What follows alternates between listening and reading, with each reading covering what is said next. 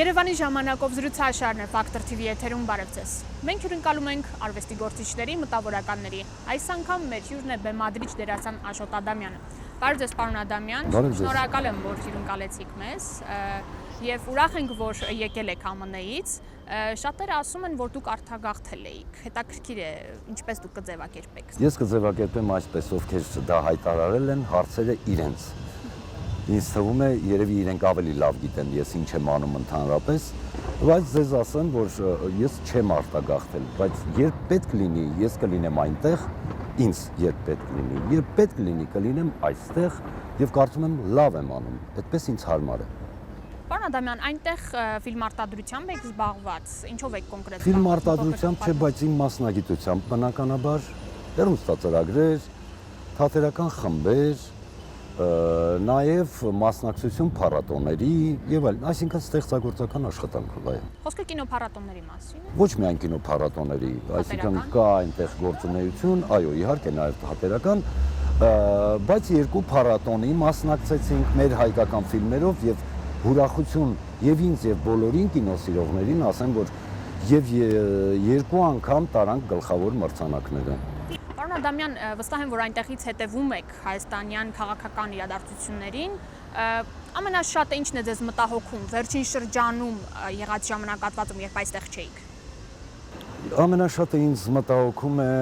ոչ միասնական լինելը, բնականաբար առաջինը ես չէ, որ ասում եմ դա, հա, պատմահորից սկսած անդադար ասում են, բայց երևում է դա մեր խաչն է, այլևս, ինչը ցավալի է շատ, որովհետև որքան էլ որ զարմանալի լինի, նույնպիսի մասնատվածության վիճակում է նաև ամերիկյան մեր հասարակությունը։ Մասնատված, այսինքն դիասպորա որպես այդպիսին դժվար է ասել, այնտեղ մենք դիասպորա չունենք։ Մենք ունենք առանձին խմբեր, խմբակներ, կուսակցություններ, հասարակական կազմակերպություններ, անհատներ եւ այլն, բայց դիասպորա, որը կբարձրացնի հավաքական, հա, այսպես խնդիրներ եւ դրա շնորհիվ կբարձրանա պլինտուսից վերև չկա։ Այսինքն այն խնդիրը, որը առկա է այստեղ, նույնը կա այնտեղ։ Նույնությամբ ես հավաքականության մասին եմ խոսում։ Ըստ երևույթին դա վիրուս է, որը կարող ենք այլևս կոչել հայկական վիրուս, հա, չմիանալը, ինչը որ մեր համար մեկ թերությունն է եւ այս երկրի վիճակի համար, որը գնալով ավելի ու ավելի տագնապալի է դառնում։ Պարոն Ադամյան, դուք հայտնի եք ձեր ընդդիմադիր հայացքներով, հետաքրքիր է ինչ կարծիք ունեք քաղաքացիական պայմանագիր կուսակցության կողմից կազմակերպած քայլարշավի մասին, պայքարի այս տեսակը, որ ուղղված է Սերժ Սարգսյանի վարչապետացումը կանխելուն, ինչպես եք գնահատում, ինչպես եք վերաբերվում դրան։ Ասեմ, որ երկիր պետություն առանց քաղաքացիականի եւ առանց քաղաքականի կարծես թե դեռևս 21-րդ դարում էլ չկա այդպիսի բան։ Ուստի եւ քաղաքականը եւ քաղաքացիականը կարծես թե իրար առջեւ միշտ դրված են երկու նժարի վրա, այսպես։ Դա ինքնաձիգ հասկացողություն է։ Ինքս կուսակցականություն չեմ ընդունում, երբևէ չեմ երազել որևէ կուսակցության անդամ լինել, չեմ եղել որևէ կուսակցության անդամ լինել, ոչ երազում եմ, կարող են տարանթերցումներ լինել իրենց տեսլականների մեջ, ինչը ես դրական եմ համարում, բացի նրանցից, ովքեր ծախված են, հանձնված են, փալաս են եւ այս ավազակ իշխանության ներքո կամ տակը կամ պարկած են կամ պզած կամ նստած, մյուսներին այդ իրար գզվրտոցը ես կարծում եմ ամենա վտանգավոր բանը, ինչը որ պետք է տեղի ունենար այլևս մեկ գերագույն խնդիրը լուծելուց հետո ազգային ժողովի խնդիրներ։ Ես այսպես եմ տեսնում, դու այնպես, թող ազգային ժողովում նորընտիր ազգային ժողովի մասին է խոսքը։ Այնտեղ հավաքվեն, թող ծեծեն, սատկացնեն իրար ժողովրդի համար հաճո եւ օգտակար օրենքներ ընդունեն։ Իսկ Նիկոլ Փաշինյանի առաջնորդած քայլարշավի վերաբերյալ ինչ կասեք կոնկրետ։ Կարող է այն արդյունավետ լինել, թե ոչ ձեր դիտարկմամբ։ Հնարավոր է, որովհետև քանի որ քաղաքական իրավիճակը երկրում նորից եմ ուզում ասել, շատ անկայուն է, շատ ցփնված, շատ այսպես կարիք ունի, հա, որ այսպես մի վարպետ ձեռքով, այսպես վարպետը ժողովուրդն է իմիջիալոց, ասեմ, ոչ Նիկոլն է Փաշինյան, ոչ էլ որևէ այլ կուսակցապետ կամ քաղաքացին։ Քաղաքացին ժողովուրդը, ոչ թե քաղաքացին։ Քաղաքացին էլ տերը չի։ Քաղաքացին այն մարդն է, որը որ պետք է կշռադատի, իրեն խաբում են թե ոչ։ Հասարակությունը ժողովուրդը, քաղաքացիական հասարակարգը տերն է, հա։ Քաղաքացիական հասարակարգի կայացման խնդրի առաջ ենք մենք կանգնած, որը ցավոք սրտի չունենք, եւ ես ամեն դեպքում ողջունում եմ, ասում եմ ոչ պրոիշխանական ֆորմատի ցանկացած ընդվզում, որը կարող է ինձ համար որոշակի նաեւ ոչ ինձ համար հաջող հարցեր առաջացնի, բայց դրանք ազգային ժողովում քննելու բաներ են։ Բերեք գերխնդիրը մեկ հարց դրվի բոլոր ընդդիմադիր եւ ընդդիմադիր կուսակցությունների առջեւ եւ այդ մեկ հարցի շուրջ ունենալ անվերապահ այո համաձայնություն, ընդհանուր համաձայնություն։ Բայց այսօր ընդդիմադիր գործիչների մեջ էլ պարակտություններ կան, Ես հենց այդ եմ ասում, որ մարգինալացված են, գզում են իրար, ինչից ես զզվում եմ, կարծում եմ, որ բոլոր նորմալ մարդիկ զզվում են, որովհետև ստեղծում է մի իրավիճակ, երբ ամեն մեկը իր կողմ է քաշում։ Ժողովուրդը, սիրելիներս, 5-6 տեղ միանգամից գնալ չի կարող։ Դուք տարբեր կողմեր ձեր խմբակներով կգնաք, ոչինչ դուրս չի գա։ Ուստի եւ այս նախաձեռնությամբ եւ բոլոր մյուս նախաձեռնություններին ես մաղթում եմ ընդամենը մեկ բան՝ հավաքականության սկզբունքով դնել գերխնդիրը, իսկ գերխնդիրը կարծում եմ ես չէ որ պետք է հայտարարեմ, պարզ է, հա, այս ավազակ իշխանությունը դնել իր տեղը գիտենք որտեղ է, հա, եւ այնուհետեւ մեծ ջանքերով եւ մեծ ջանասիրությամբ ու տքնանքով կառուցենք նորմալ մարդահաճո երկիր։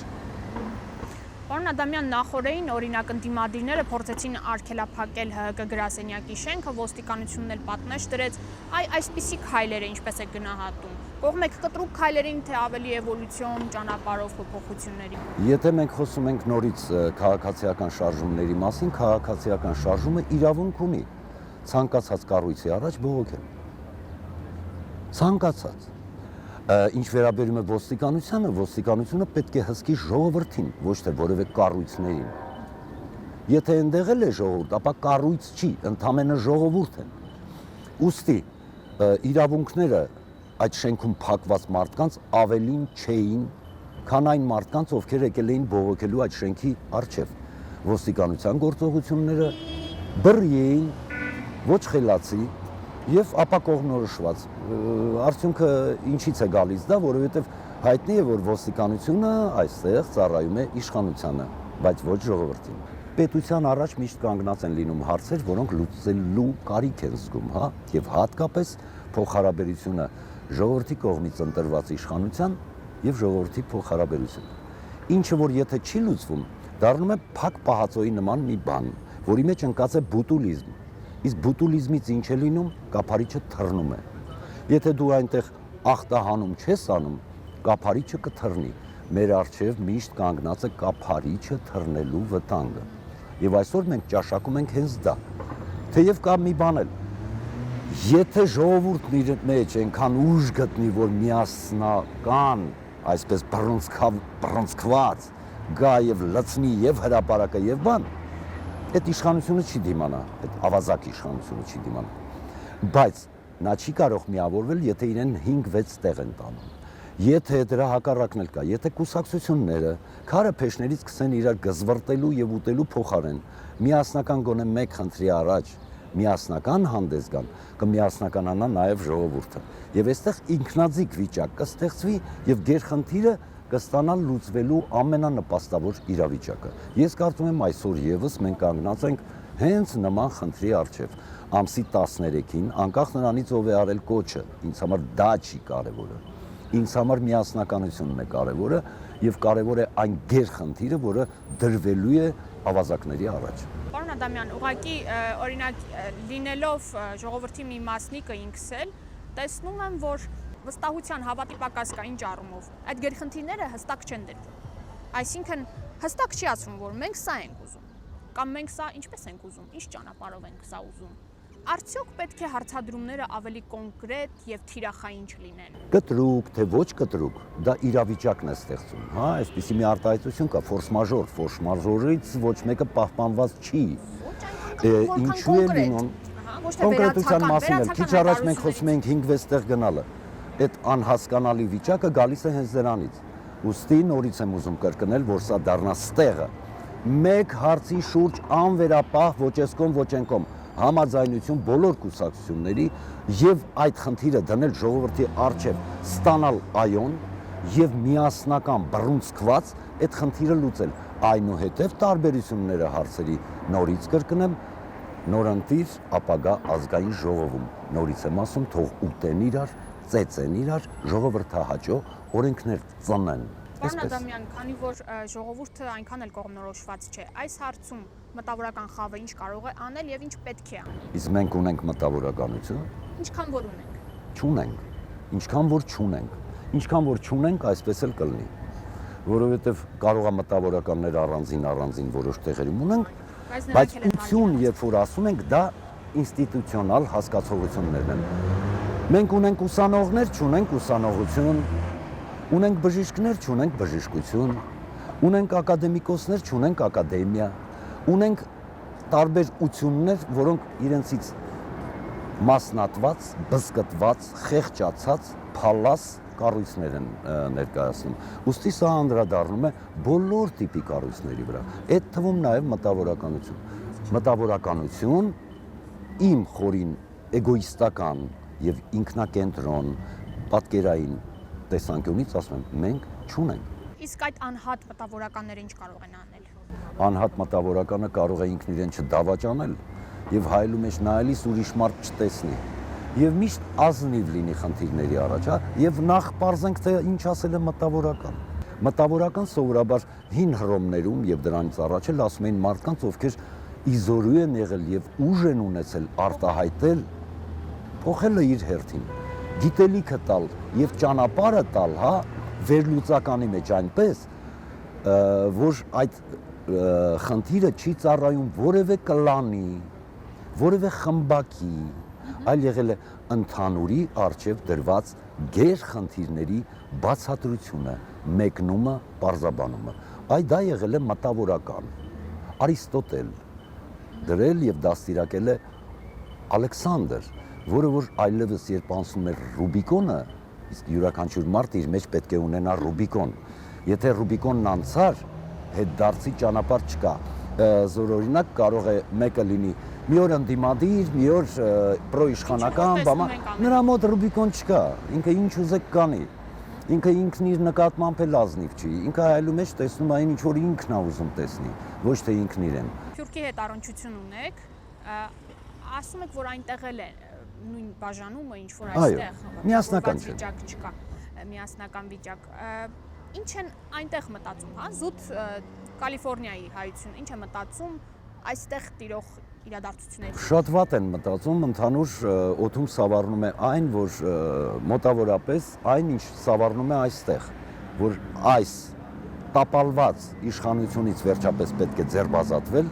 եւ ունենալ հայրենիք, որը որ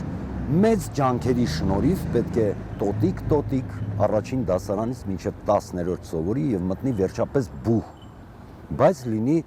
մարդավայել եւ հետաքրքիր նրա համար, որ մարդիկ ոչ այստեղից գնան դեպի դուրս, իսկ հակառակը դրսից ցանկություն ունենան վերադառնալ իրենց երկիր, իսկ այդպիսիները հավատացեք շատ են։ Պարոն Ադամյան, դուք ձեզ համարում եք ընդդիմադիր արվեստագետ, թե ըմբոստ արվեստագետ։ Ես ինձ ոչ ընդդիմադիր եմ համարում, ոչ էլ ըմբոստ։ Ես ինձ համարում եմ ես, որովհետև ես ինքս որևէ հրահանգների ինքս ջանում եմ չենթարկվել, եթե հրահանգները չեն համապատասխանում իմ տեսլականներին։ Ուստի ես ընդհանրապես անհատ եմ, մարդ եմ, որը ունի իր տեսլականները, իր անալիտիկ հնարավորությունները համահունչ իր ունեցած գիտելիքների կամ քիչ կամ շատ եւ մի մարդ, որը ես ցանկություն ունեմ մինչեւ կյանքիս վերջս սովորել։ Ես ընդհանրապես չեմ ընդունում անազնվությունը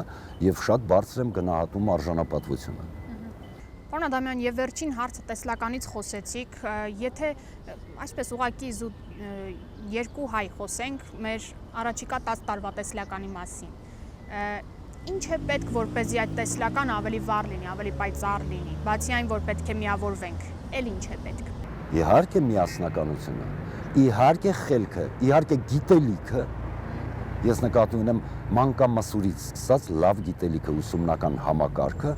եւ ոչ թե ուղղորդված մտածողությունը, այլ սթափ գիտելիքի վրա հիմնված մարդկային վերաբերմունքը։ Ոչ թե այն տեսանկյունից, որ եթե ես ընդամենը գիտեմ, որ մեկին գումարած մեկ հավասար է երկուսի, դրանից դենը բան չգիտեմ, այլ որ ես ուզում եմ իմանալ նաև իսկ երկուսին գումարած մեկ ինչ կլինի։ Իսկ նրան, եթե այսպես մտածողության տեսանկյունով ես ինչ եմ ուզում պատմեմ իմ երկրի մասին, եթե այստեղ միասնականության մի տեսակ տեսլական լինի, ինչ որ բանի կհասնենք։ Իսկ եթե շարունակեն այսպես ամեն մեկը իր բոստանում նստած, իր գյուլնաստատիկին լսի, ոչ մի բանի չենք հասնի։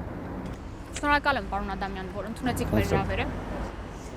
Իսկ ես հիշեցնեմ, որ Երևանի ժամանակով զրուցաշարներ Factor TV եթերում կհանդիպենք